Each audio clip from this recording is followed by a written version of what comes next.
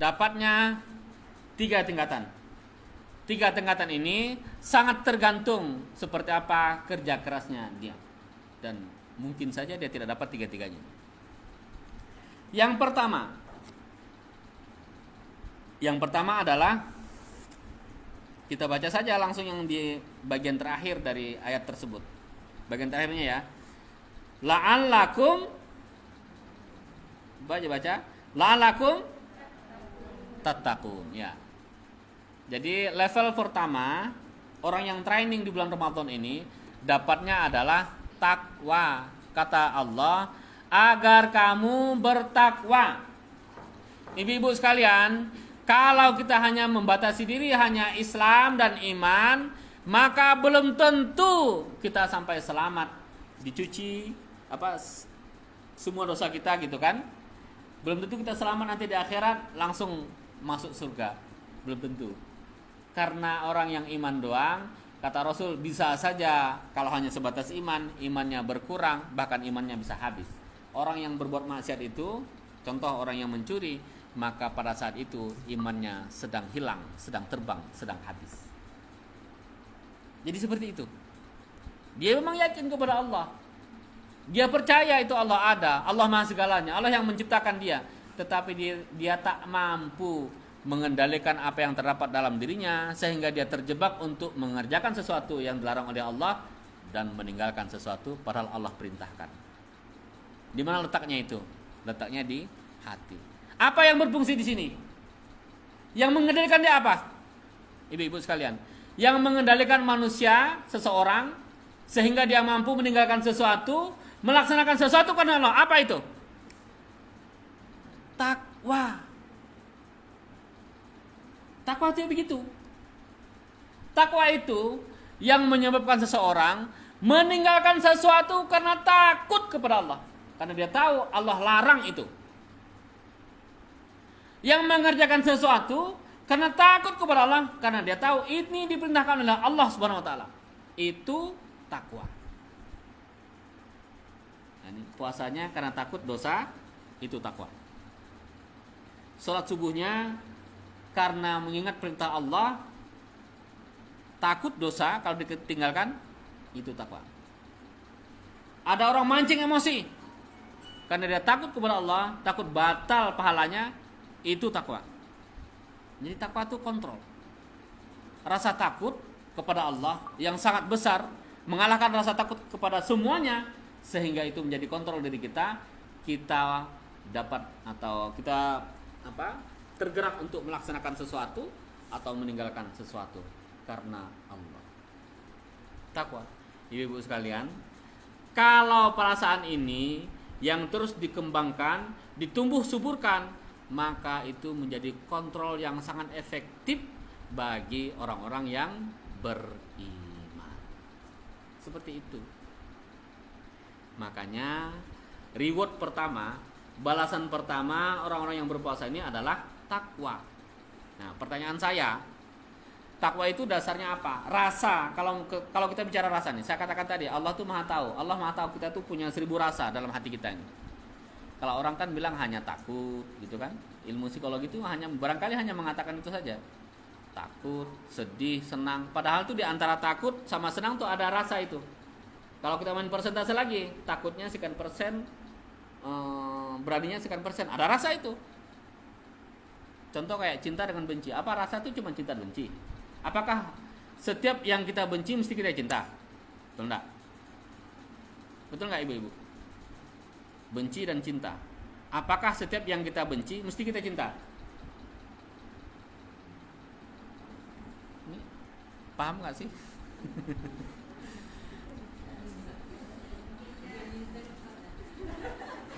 Kayaknya kalau bahasa cinta ini udah lupa kali Bu. Harus kita tanya dengan ABG kali.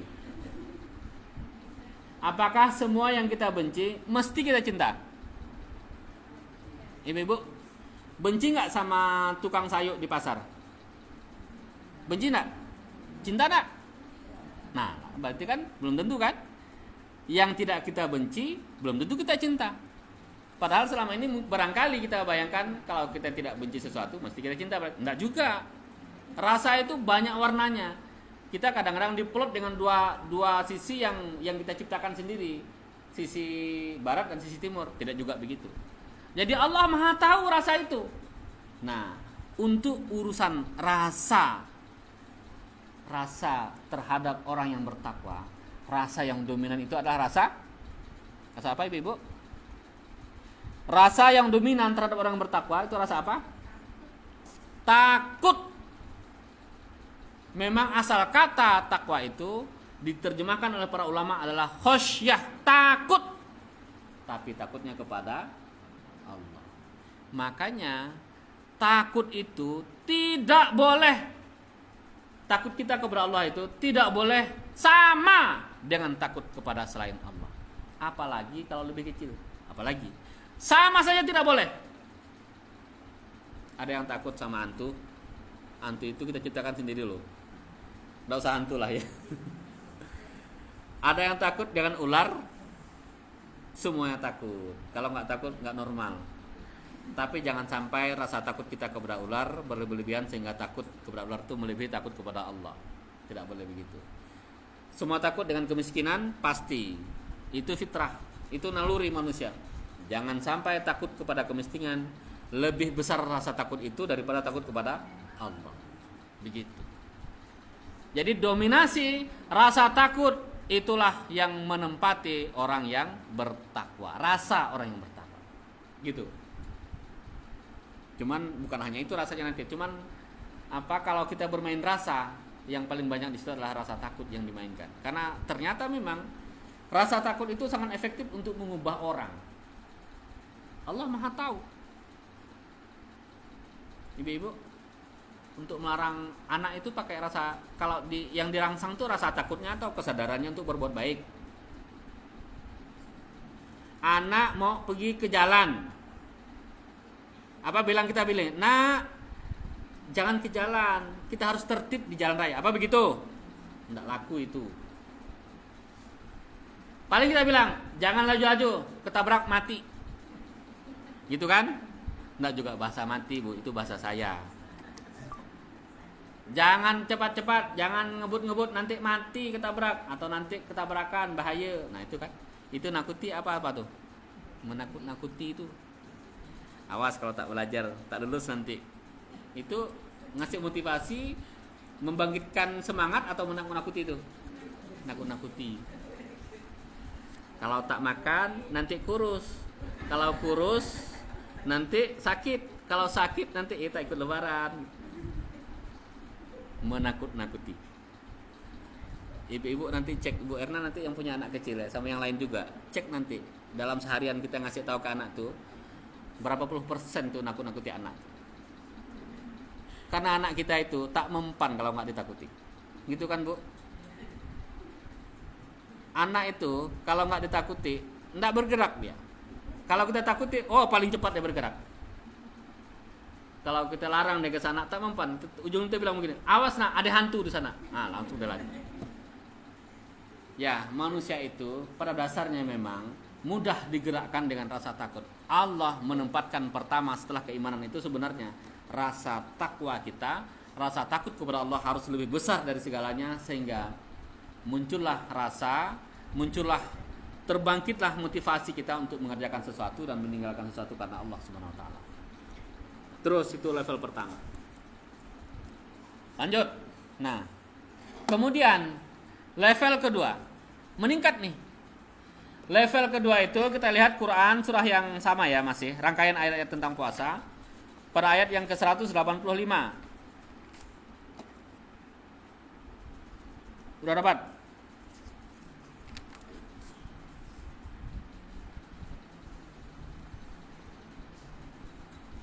Ini yang didapat bagi orang-orang yang melaksanakan training di bulan Ramadan.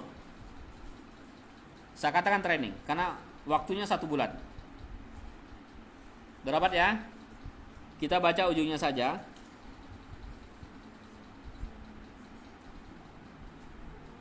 Oke lah, waktunya masih ada. Kita baca dari awal saja.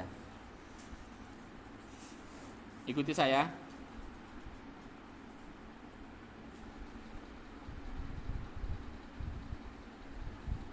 Mana saya ini? kecil sekali. Ayyam ma'dudah.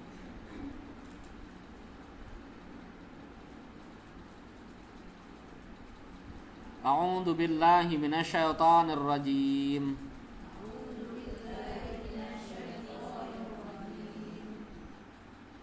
Syahrul Ramadan alladzi unzila fihi al-Qur'an.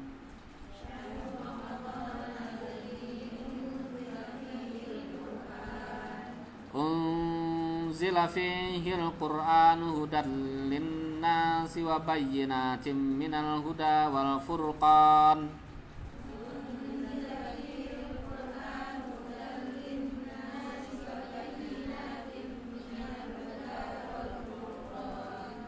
Faman syahida minkum asy-syahra falyasum.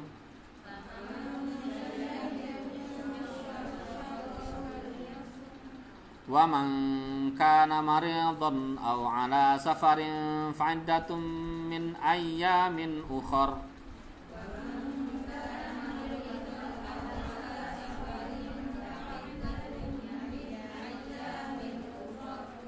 Yuridullahu bikumul yusra wa la yuridu bikumul usra.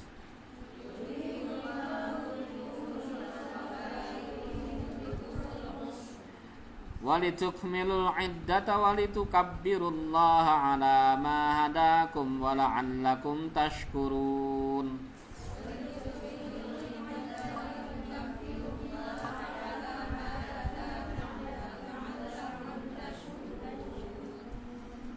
Ini penjelasan tentang puasa yang diwajibkan oleh Allah pada bulan Ramadan.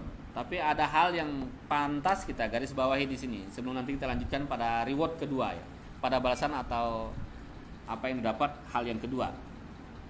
Ternyata ibu-ibu sekalian, bayangan kita itu kan kalau kita ditanya oleh teman-teman kita, katakanlah teman-teman yang non muslim, bulan Ramadan tuh bulan apa? Jawaban kita bulan apa kalau Ramadan? Bulan puasa. Ibu-ibu? Puasa. Ibu Saidilah, kalau ditanya orang, bulan Ramadan tuh bulan apa sih? Puasa. Memang bulan puasa. Kata kita betul. Tetapi kata Allah, coba tengok tuh. Apa tuh kata Allah tuh? Ternyata Allah pertama kali menjelaskan Ramadan sebelum Allah tuh menyebutkan tentang rangkaian puasa di bawahnya. Yang Allah sebutkan itu adalah apa? Ibu-ibu sekalian? Ya, Allah gambarkan Ramadan itu adalah bulan diturunkannya Al-Quran atau Syahrul Quran, bulan Quran. Jadi Masya Allah, memang benar bulan puasa, tetapi sebenarnya Allah justru menggambarkan yang pertama kali Ramadan itu adalah bulan Quran. Hikmahnya adalah hendaknya kita memang menggemarkan Al-Quran di bulan Ramadan. Allah saja yang paham betul dengan ini. Allah memberikan gambaran yang pertama kali tentang Ramadan itu adalah ternyata puasa itu yang kedua. Yang pertama adalah diturunkannya Al-Quran. Kalau mau kita singkat, bisa saja kita katakan Syahrul Quran. Mari kita gambarkan Ramadan dengan bacaan Quran. Ya, lanjut. Nah, lantas tadi yang pertama balasannya itu adalah takwa. Balasan yang kedua, yang diperoleh yang kedua bagi orang yang bertraining di bulan Ramadan ini adalah la'allakum apa Ibu? La'allakum tashkurun. Agar kamu bersyukur. Tadi kami sudah jelaskan sebagian kenapa kita harus bersyukur. Tetapi ini kita sudah beranjak pada rasa yang berikutnya. Kita mainkan rasa kita. Kalau tadi dominasinya adalah rasa takut, dan ibu-ibu sekalian, kalau saya mau tanya, mengerjakan sesuatu kalau dominasi rasa takut nikmat enggak? Coba anak kita itu ditanya tuh, yang dia selalu takut nggak mau pergi ke sana karena kita larang itu, nikmat nggak dia tuh? Efektif nggak dia? Efektif banget. Jadi berubah nggak perilakunya? Berubah banget. Nikmat nggak? Nggak nikmat. Jadi kalau kita ingin menambah kenikmatan dalam beribadah kepada Allah, kita naikkan ke level yang kedua. Levelnya apa? Dalam Al-Quran yang lain, dalam ayat yang lain Allah sebutkan, fattaqullah la'allakum tashkurun. Maka bertakwalah kepada Allah agar kalian bersyukur. Dalam ayat ini, la'allakum tashkurun, agar kamu menjadi orang-orang yang bersyukur, kata Allah. Agar kamu bersyukur. Suatu ketika Rasul ditanya oleh Aisyah, istri beliau, kira-kira begini dialog beliau, ya Rasul, apalagi ini, bukankah Anda sudah dijamin oleh Allah, Anda orang yang paling mulia dunia, apalagi nanti di akhirat, Anda sudah pasti masuk surga. Anda kalau ada dosanya itu sudah diampunkan oleh Allah, yang dulu, yang sekarang maupun yang akan datang, kalaupun toh ada. Tetapi kenapa Anda sholat malam sampai bengkak kaki, saking lamanya berdiri? Apa jawab Rasul? Apakah tidak pantas aku menjadi hambanya yang bersyukur? Jadi kalau orang bersyukur, para hamba Allah sekalian, itu orang sudah merasakan nikmatnya beribadah. Dulu pernah saya sampaikan nggak ya? Kita nih kalau mau dibagi nih dua kuadran, dua kamar gitu ya, dua bidang nih. Kamar kanan, kuadran, ngerti kan bahasa kuadran? Kuadran kanan dan kuadran kiri. Lihat tangan saya, sebelah kanan itu kuadran positif. Semua rasa-rasa positif. Kuadran kiri ini rasa-rasa negatif. Kalau kita sedang sedih, apa yang harus dimainkan di sini? Sabar. Kalau di sini kuadran positif, semua yang berkaitan dengan nikmat, apa yang dimainkan di sini? Syukur. Saya mau tanya, mana yang lebih banyak? Yang negatif apa yang positif? Mana yang lebih banyak yang terjadi pada diri kita? Yang positif apa yang negatif? Ibu-ibu, mana yang lebih banyak? Itu mata positif apa negatif sih? Bisa melihat? Itu hidung bisa bernapas positif apa negatif sih? Itu gigi yang bisa ngunyah itu positif atau negatif? Sudah berapa puluh tahun kita pakai gigi itu, baru copot sekarang. Itu pun masih bisa diganti. Itu jantung yang tidak pernah kita pikirkan positif atau negatif sih? Atau baru tubuh kita itu. Jadi kalau mau kita hitung betapa banyaknya hal yang positif yang terjadi pada kita, yang membuat kita hidup, yang membuat kita bernapas, yang membuat kita senang dan seterusnya. Yang bahkan yang membuat manusia itu tidak punah dari dulu sampai sekarang, betapa banyaknya itu bagian dari rahmat Allah, nikmat Allah. Oleh karenanya, orang yang bersyukur itu dia meninggalkan dari kuadran sini ke kuadran kanan. Siapapun yang kuadrannya masih terjebak di kuadran kiri, dia sulit untuk bersyukur. Ibu-ibu pernah merasa orang yang paling celaka di dunia? Pernah nggak? Apa terlalu berat ya kalau bahasa celaka? Ya nggak mesti sekarang, mungkin dulu, entah kapan dulu. Tiba-tiba hilang uang 1 juta. Padahal kita cuman punya uang 1.050.000. Berarti sisanya berapa tuh? 50.000. Hilang 1 juta. Pada saat itu kita merasa orang yang paling celaka, paling menderita, bahkan mungkin paling susah, paling sedih, paling pokoknya paling miskin. Itu orang terjebak di sini. Padahal kalau dia balik ke sini, kalau mau dia bandingkan yang 1 juta itu dibandingkan nikmat mata, kecil itu 1 juta. Nabi Ayub sampai beliau merasa malu untuk berdoa kepada Allah, untuk minta kesehatan kepada Allah, padahal beliau diuji oleh Allah dengan sakit. Pernah ibu-ibu sakit 7 hari tidak bisa makan, tidak bisa minum? Jarang yang punya sakit begitu kan? Ini bukan 7 hari, 7 tahun Nabi Ayub diuji menderita sakit yang luar biasa. Dia malu untuk memohon kepada Allah karena dia tahu betapa banyaknya nikmat yang Allah berikan kepada beliau. Ini orang, Masya Allah, hamba Allah yang 100% hidupnya sudah di kuadran kanan. Makanya ibu-ibu sekalian, balik ke kuadran kanan. Jangan berhenti ke kuadran kanan. Betapa banyaknya nikmat yang Allah berikan kepada kita, sehingga kita selalu merasa bersyukur.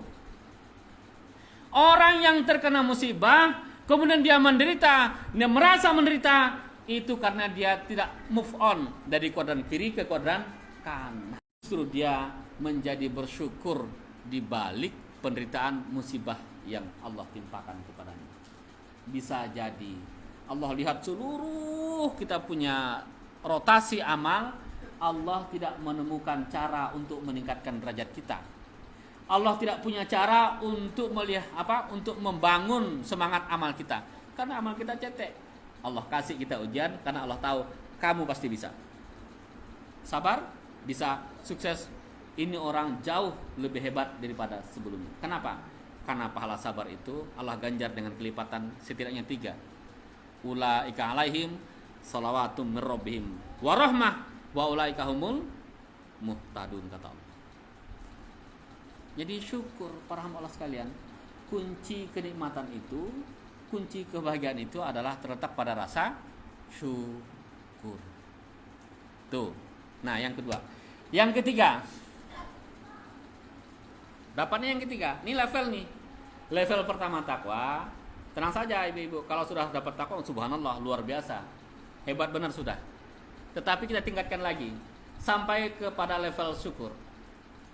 Kita selalu berpikir kepada nikmat Allah, dan nikmat yang terbesar dan harus dianggap sebagai yang terbesar adalah nikmat apa ibu-ibu?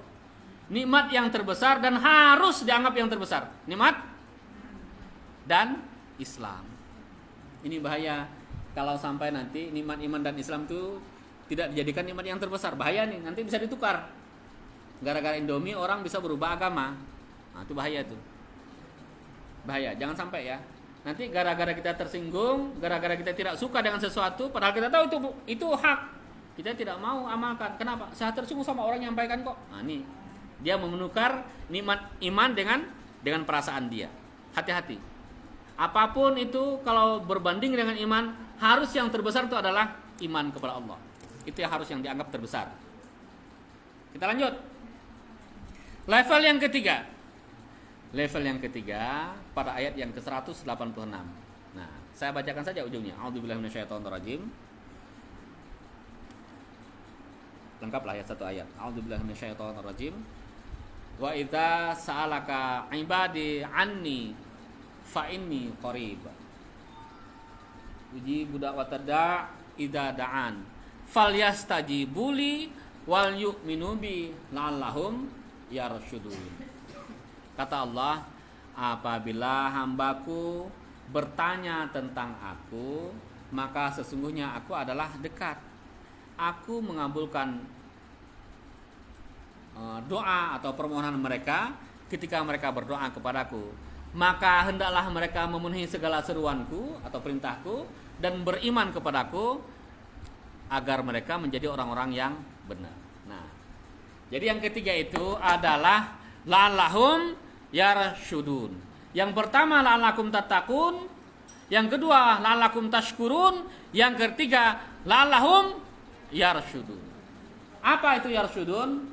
Allah jelaskan dalam ayat yang lain, surah Al-Hujurat ayat yang ke-7.